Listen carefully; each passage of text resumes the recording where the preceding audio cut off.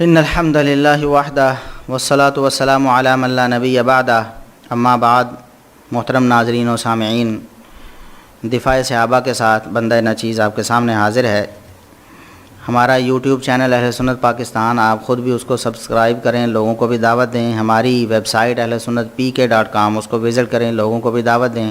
ہمارا فیس بک پیج اہل سنت پاکستان کے نام سے کام کر رہا ہے، اس کو آپ لائک کریں، لوگوں کو بھی اس کی دعوت دیں۔ ہماری ٹویٹر آئی ڈی ہے اہل سنت پاکستان، اس کو فالو کریں، لوگوں کو بھی دعوت دیں۔ دفاع صحابہ کا یہ پیغام تمام لوگوں تک پہنچانے کی کوشش کریں۔ میں ابھی جو بات کرنے والا ہوں، سیدنا معاویہ رضی اللہ تعالیٰ عنہ پر ایک الزام لگایا گیا رافضیوں نے اور نیم رافضیوں نے۔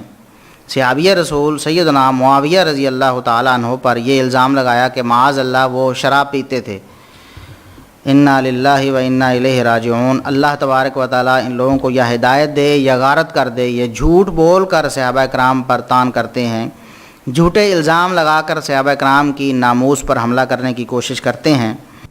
اس حوالے سے اکلوتی دلیل ان کے پاس مسند احمد کی 22,941 نمبر حدیث ہے۔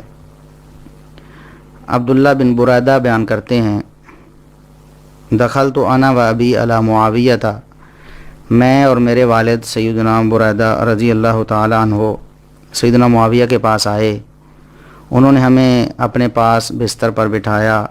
ثم اتینا بالطعام فاکلنا، پھر ہمارے پاس کھانا لایا گیا، ہم نے کھانا کھایا۔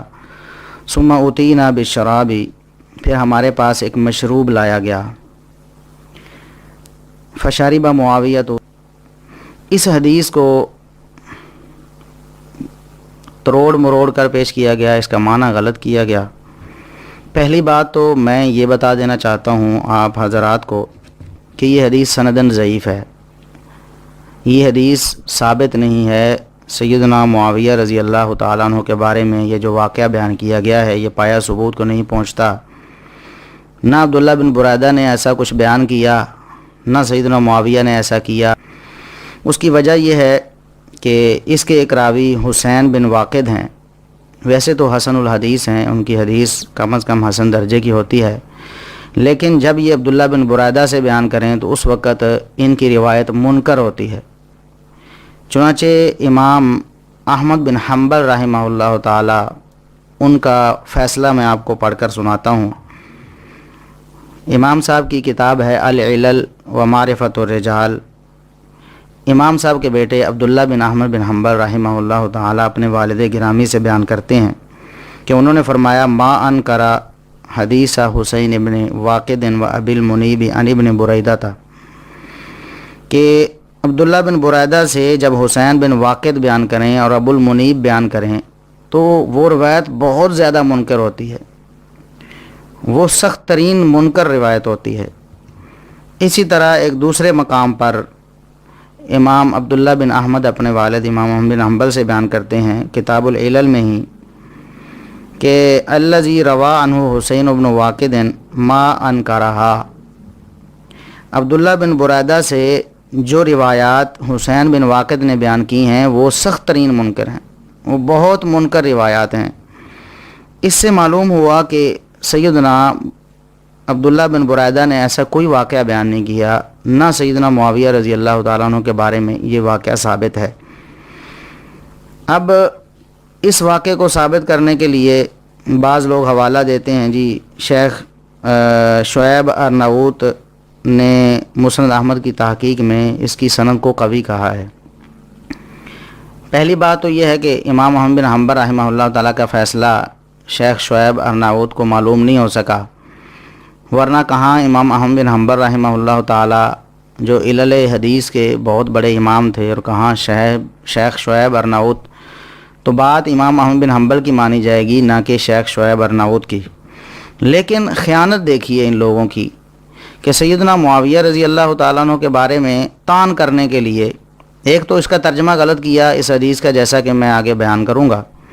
دوسرا، جب اس کی سند کو قوی کرنے کے حوالے سے حوالہ نقل کیا تو ساتھ میں جو شیخ شعیب ارناؤت نے یہ تعلیق لگائی تھی کہ اس حدیث کا معنی وہ نہیں ہے جو بعض ایسے لوگ سیدنا معاویہ رضی اللہ تعالیٰ عنہ پر تان کرنے کے لیے کرتے ہیں۔ اس کا وہ صحیح معنی بھی انہوں نے بیان کیا ہے، لیکن وہ معنی تو ہڑپ کر لیا جاتا ہے، صرف اور صرف وہ الفاظ پڑھ کر سیدنا معاویہ رضی اللہ تعالیٰ عنہ کے بارے میں غلط ترجمہ کر کے لوگوں کو متنفر کرنے کی کوشش کی جاتی ہے۔